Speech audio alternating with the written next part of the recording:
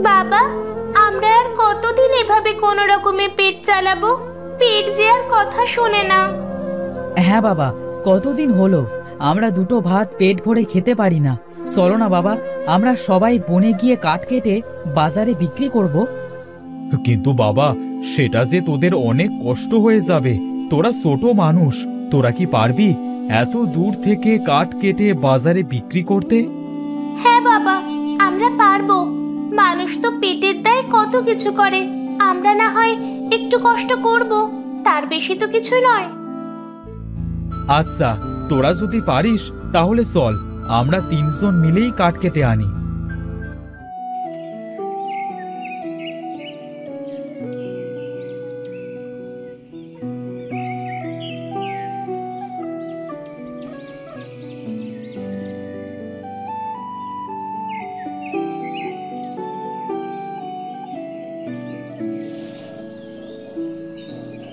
বাবা, আর যে হাঁটতে পারছি না।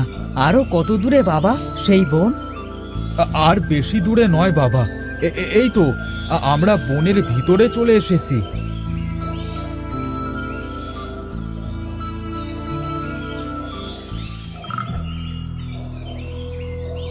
বাবা, ওই দেখো কত সুন্দর একটা হরিণ, মনে হচ্ছে কিছু একটা খেয়েছে।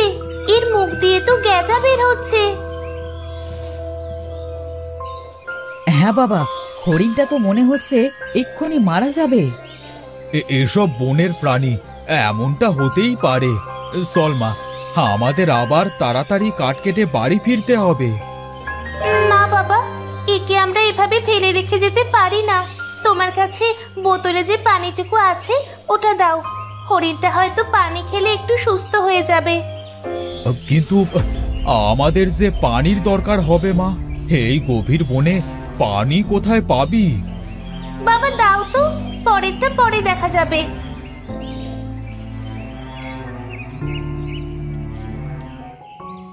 বাবা দেখেছো, হরিণটা সুস্থ হয়ে গেছে। হয়তো পানির জন্যই হরিণটার এমন হয়েছিল। হবে হয়তো। এবার তাড়াতাড়ি চল মা, দেরি হয়ে যাচ্ছে। তাড়াতাড়ি না গেলে আমরা যে কাঠ কাটতে পারবো না। হ্যাঁ বাবা, চলো। আমাকে যে এবার যেতে হবে বন্ধু। যদি বেঁচে থাকি আবার দেখা হবে তোমার সাথে।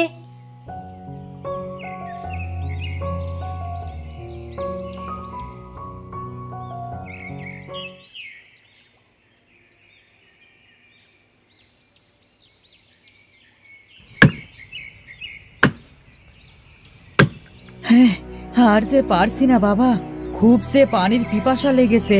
চলো না, কোনো জায়গা থেকে পানি খেয়ে আসি। আমার কথা তো তোরা শুনলি না, সব পানিটুকু নষ্ট করে ফেললি। এখন এই বনের ভিতরে কোন জায়গায় পানি পাবো? চলো না বাবা, একটু সামনে গিয়ে দেখি কোথাও পানি পাওয়া যায় নাকি। হ্যাঁ চল তাহলে, তোদের নিয়ে আর পারি না। আমার কোনো কথা শুনিস না তোরা।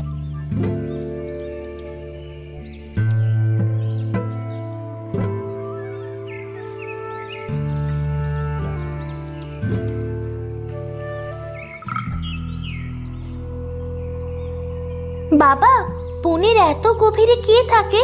চলো তো বাবা, বাড়িতে গিয়ে দেখি। হ্যাঁ মা চল, দেখি কেউ একটু পানি দেয় নাকি।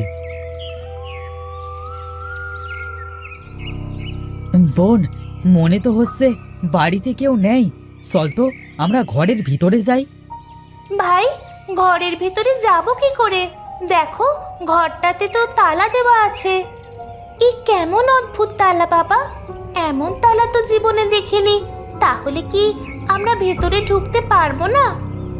বোন, ওই দেখ, চাবিটা দরজার ওপরে। আমি তালাটি খুলছি। বাবা দেখো, এখানে তো অনেকগুলা চাবি। কোন চাবিটা এ তালার সেটা বুঝবো কি করে? দেখি তো বাবা, চাবিটা আমার কাছে দে, আমি দেখছি কোন চাবিটা এই তালার। এই দেখ, তোরা তো পেলি না, এই চাবিটাই তালার মতো চিহ্ন। এটাই মনে হয় এই তালার চাবি। হ্যাঁ বাবা, এটাই তো মনে হচ্ছে এই তালার চাবি। তালাটা খোলো তো বাবা।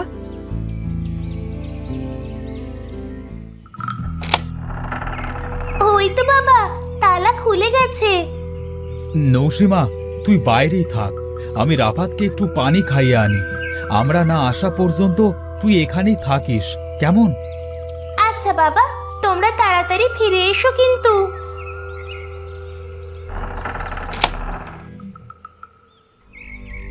বাবা, ও বাবা, তোমরা কি আমার কথা শুনতে পাচ্ছো?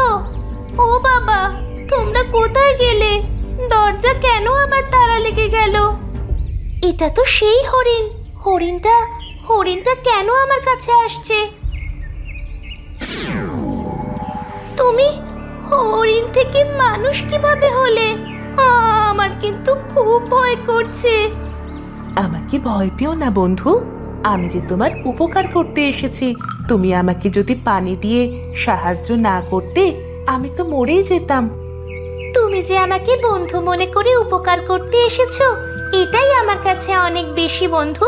তুমি আমাকে কি উপকার করবে বন্ধু? তোমার বাবা আর ভাই তো ওই ঘরের ভিতরে প্রবেশ করেছে। তারা ওইখান থেকে আর কখনোই ফিরে আসবে না। এটা তুমি কি বলছো বন্ধু? তাহলে আমার বাবা ভাই কি আর কখনোই ফিরে আসবে না? এই পর্যন্ত ওই ঘরে অনেক মানুষ গেছে, কিন্তু কেউই আর ফিরে আসেনি। তবে তারা আবার ফিরে আসতে পারে।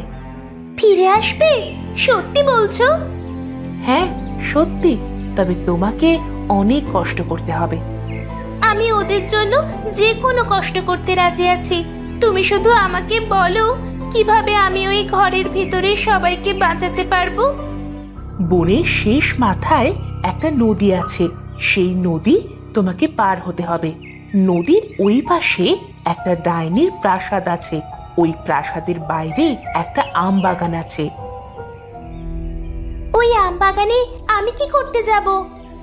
ওই আম বাগানের ভিতরে একটা নারকেল গাছ আছে। নারকেল গাছের দক্ষিণ পাশে গর্ত করবে। ওইখানে একটা বাক্সের ভিতরে ওই অদ্ভুত দরজার চাবি আছে। কিন্তু এই দরজার চাবি তো এখানেও আছে। এই চাবিটা মায়ার চাবি। এই চাবি দ্বারা কেউ ওই ঘরে গেলে সে আটকে যাবে। আর তুমি যদি ডাইনি রাজ্য থেকে ওই চাবিটা আনতে পারো, তবে ওই ঘরটা নিমেষেই ভেঙে যাবে আর ডাইনিটাও মারা যাবে। ওই ঘর ভেঙে গেলে কি ওই ঘর থেকে সবাই মুক্তি পাবে? হ্যাঁ, সবাই মুক্তি পাবে। অমাবস্যার আর 2 দিন আছে। আগামী অমাবস্যার রাতে ডাইনি সবাইকে তার প্রাসাদে নিয়ে গিয়ে তাদের তাজা রক্ত খেয়ে আরো শক্তিশালী হবে। তোমার হাতে আর মাত্র 2 দিন আছে। কিন্তু আমি ওই চাবিটা আনবো কিভাবে? তুমি যদি আজ যেতে পারো, ওই চাবিটা সহজেই আনতে পারবে। কারণ ডাইনিটা আজ ওই চাবিটা পাহারা দিবে না। আজ সেই ডাইনি তান্ত্রিকের কাছে সাধনা করতে যাবে। কিন্তু আমি কিভাবে ওই নদী পার হব? আমার যে নদীটা পার হওয়া সম্ভবই নয়। এই রাজহাঁসের ওপরে চড়ে বসো, সে তোমাকে ওইখানে নিয়ে যাবে। কিন্তু মনে রেখো, বেলা শেষ হবার আগেই তোমাকে ফিরে আসতে হবে। তা না হলে ওই ডাইনি তোমাকেও বন্দি করবে। তোমাকে অনেক ধন্যবাদ বন্ধু, আমাকে উপকার করার জন্য। আমি যাচ্ছি এবং খুব শিগগিরই ফিরে আসব। এটা রাখো, মাটি খোঁড়ার সময় এটা কাজে লাগবে তোমার।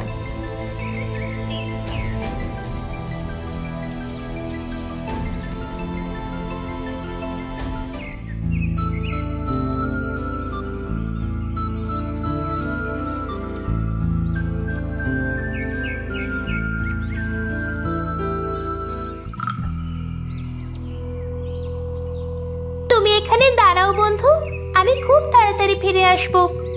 তাড়াতাড়ি ফিরে এসো, না হলে ডাইনিটা আবার ফিরে আসবে।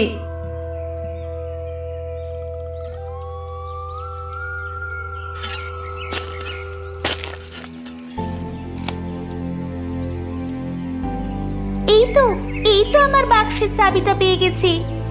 তাড়াতাড়ি আসো বন্ধু, ডাইনিটা এখনই চলে আসবে। এই তো আমি চলে এসেছি। চলো তাড়াতাড়ি আমরা ফিরে যাই।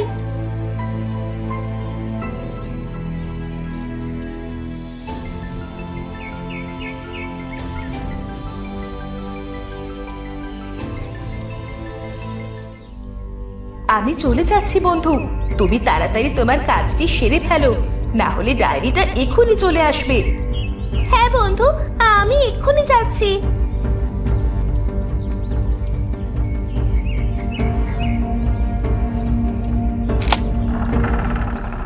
সবাই তাড়াতাড়ি বাইরে বেরিয়ে আসো, না হলে ঘরটা তোমাদের মাথায় পড়বে। বাবা, তোমরা আমাকে একা রেখে কোথায় গিয়েছিলে? মারে, তুই জানিস না, হ্যাঁ, আমাদের সবাইকে তুই কত বড় বিপদ থেকে বাঁচালি। চল বাড়ি ফিরে যাই, আর কোনো দিনও আমরা এ বনে আসবো না। হ্যাঁ বাবা, চলো আমরা সবাই বাড়ি ফিরে যাই। চল ভাই, বাড়ি যাই।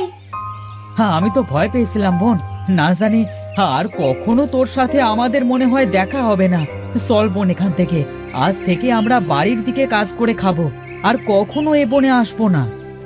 হ্যাঁ চল, তোমরা সবাই যে যার বাড়িতে ফিরে যাও, আর কখনো এই বনে তোমরা এসো না। তোমাকে কি বলে যে ধন্যবাদ দেব মা। সৃষ্টিকর্তা তোমার ভালো করুক। তোমরা সবাই ভালো থেকো। তুমি যদি আজ না থাকতে, তাহলে আমরা কেউ আর বাড়ি ফিরতে পারতাম না। সবই মহান সৃষ্টিকর্তার কৃপা। তোমরা সবাই চলো, বাড়ির দিকে যাই।